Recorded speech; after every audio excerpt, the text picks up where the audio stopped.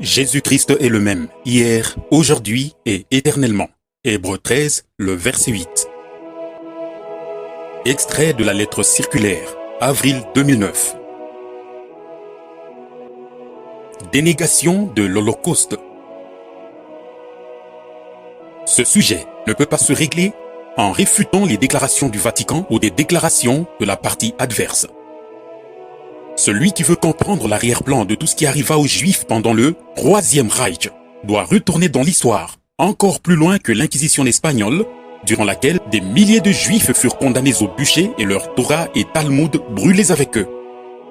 Le reste des Juifs furent bannis du Portugal et de l'Espagne jusqu'à ce que ces deux pays soient déclarés, en 1492, débarrassés de toute présence juive. Nous devons retourner encore plus loin que les 7 croisades, de 1096 à 1292 après Jésus-Christ, qui ont coûté la vie à 22 millions de païens, musulmans et juifs. En fait, nous devons retourner aux proclamations des premiers pères de l'Église catholique à la fin du IIe siècle et pendant le IIIe siècle. Leurs campagnes calomnieuses contre les Juifs devinrent la base d'une haine permanente des Juifs et de leur persécution jusqu'à notre temps. Dans ce contexte, les noms suivants devraient être mentionnés: Justin, Irénée, Cyprien, Athanase, Eusebius, Ephrem, Chrysostome, Hieronymus, Hilaire, Ambroise et Augustin.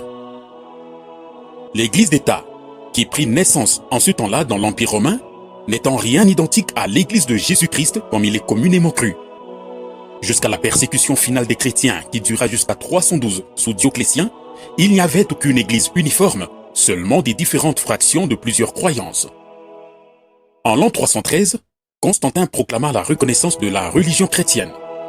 Et peu de temps après, en l'an 321, il interdit aux Juifs d'observer le sabbat en les obligeant d'accepter le dimanche et en transforma leurs synagogues en étables pour bestiaux. Les pères aveuglés de l'Église, qui n'avaient jamais expérimenté une conversion à Christ, mais seulement embrassé le christianisme comme religion, furent responsables de cette attitude anti-juive depuis le début. Ils rejetèrent les Juifs ainsi que l'Ancien Testament et avec moquerie, ils remplacèrent le seul vrai Dieu d'Israël par le Dieu trinitaire. Chaque acte criminel était béni par la nouvelle formule trinitaire qu'ils avaient inventée, en l'occurrence, au nom du Père et du Fils et du Saint-Esprit. Depuis lors, l'Église utilise cette formule entièrement non scripturaire, laquelle n'est jamais sortie des lèvres des apôtres. La semence semée par ces premiers pères de l'Église s'est manifestée de plus en plus dans l'Église de Rome tout au long des siècles.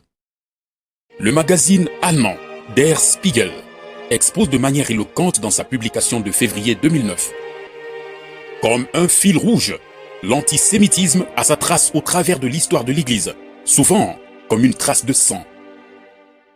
Après la première croisade, en 1096, des pogroms commencèrent contre la population juive dans les villes d'Allemagne telles que Trèves, Speyer, Worms et Cologne. Cela entraîna la mort de milliers de Juifs. Pendant le concile de Latran, il fut décrété que les Juifs devaient porter une marque. Tout au long des siècles, il y eut régulièrement des pogroms en Europe à prédominance catholique. Nous lisons des récits sur des ghettos, le marquage, l'exclusion et la discrimination des Juifs. Même la liturgie du Vendredi Saint inclut des passages contre les Juifs. Tout bon catholique doit considérer les Juifs comme des parias, des meurtriers du Christ et de Dieu, tels qu'ils furent nommés par les pères de l'Église. Cette semence se manifesta aussi dans la dernière partie de la vie de Martin Luther qui, en l'an 1543, écrivit une brochure intitulée « à propos des Juifs et de leurs mensonges. Même les églises orthodoxes ne firent pas exception à cela. Vers la fin du XIXe siècle, il y eut une vague de pogroms contre les Juifs en Russie. Sans même avoir besoin de l'exposer, on peut dire que pendant tout le laps de temps où il y eut des gouvernements protestants en Allemagne, il n'y avait jamais eu une seule persécution contre les Juifs. Au contraire, les Juifs étaient considérés comme des citoyens avec des droits égaux et avaient accès à tous les métiers. Comme n'importe quel Allemand, ils pouvaient être juges, avocats, médecins, commerçants, etc. L'année 1929 apporta un nouveau tournant dans l'histoire récente lorsque M. Benito Mussolini, suite au traité de Latran du 11 février, aida l'Église à gagner plus de pouvoir en payant ses dettes évaluées à 1,750 milliard de lire et accorda au Vatican 44 hectares de terre comme territoire souverain. Ensuite vint le concordat entre le Royaume d'Italie et le pape Pie XI comme représentant de l'Église catholique romaine. Cette année 2009, le Vatican peut célébrer sa 80e année d'existence dans sa forme actuelle. En juillet 1933, le concordat fut signé entre le Vatican et l'Allemagne d'Hitler. De cette manière, l'Église de Rome s'assura toutes les positions clés du pouvoir pour ses représentants. Avec le règne de dominance catholique, apparut une nouvelle ère dans le Troisième Reich sous Hitler, qui se vantait d'avoir beaucoup appris des jésuites. L'antisémitisme devint acceptable au sein de la société. Chacun peut s'informer sur les campagnes calomnieuses contre les Juifs du docteur Karl Lueger, qui fut maire de Vienne de 1897 à 1920. C'est de lui qu'Hitler tira la première propagande de persécution contre les Juifs. Il y a aussi des récits sur les choses terribles dites publiquement à ce sujet par Heinrich Himmler de la Bavière, Julius Streicher, von Papen, Dr Joseph Goebbels et tant d'autres.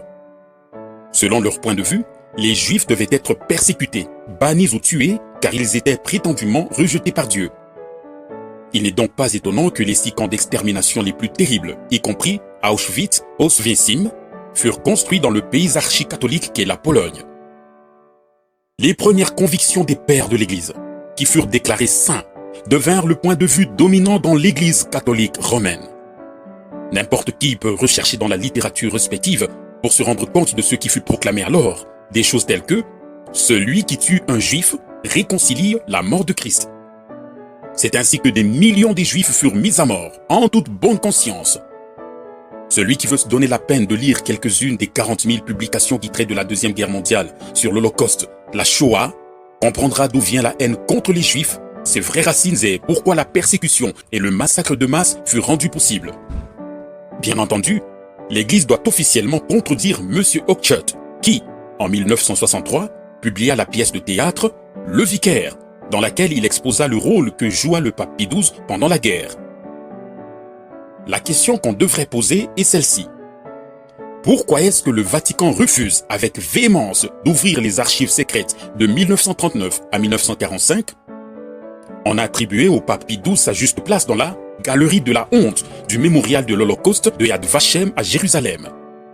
La déclaration selon laquelle il voulut empêcher par son silence que des pires choses n'arrivent résonne comme de la pure moquerie eu égard aux événements qui ont transparu. Le pape Benoît XVI insiste pour que ce portrait soit enlevé de cet endroit avant sa visite à Jérusalem en mai 2009. Nous devons laisser au jugement du trône blanc cette partie la plus tragique de l'histoire de l'humanité. Rome, la capitale mondiale, est clairement décrite dans Apocalypse chapitre 17 plus chapitre 18. Au dernier verset, nous lisons « Et parce qu'on a trouvé chez elle le sang des prophètes et des saints et de tous ceux qui ont été gorgés sur la terre. » En ce qui concerne Israël et Jérusalem, toutes les promesses que Dieu leur a données sont maintenant en train de s'accomplir. C'est pourquoi tu diras « Ainsi parle le Seigneur, l'Éternel. Je vous rassemblerai du milieu des peuples. Je vous recueillerai des pays où vous êtes dispersés et je vous donnerai la terre d'Israël. » Ézéchiel 11, le verset 17, Luc 21, le verset 24. Je les planterai dans leur pays et ils ne seront plus arrachés du pays que je leur ai donné, dit l'Éternel, ton Dieu. Amos 9, le verset 9 à 15. Que Dieu bénisse Israël, son peuple de l'Alliance. Amen. Je bénirai ceux qui te béniront, et je maudirai ceux qui te maudiront, et toutes les familles de la terre seront bénies en toi. Genèse 12, le verset 3. La vérité avance, et la vérité sera victorieuse. Soyez consolés. Le Seigneur fera toutes choses à merveille avec les siens. Agissant de la part de Dieu, frère Franck.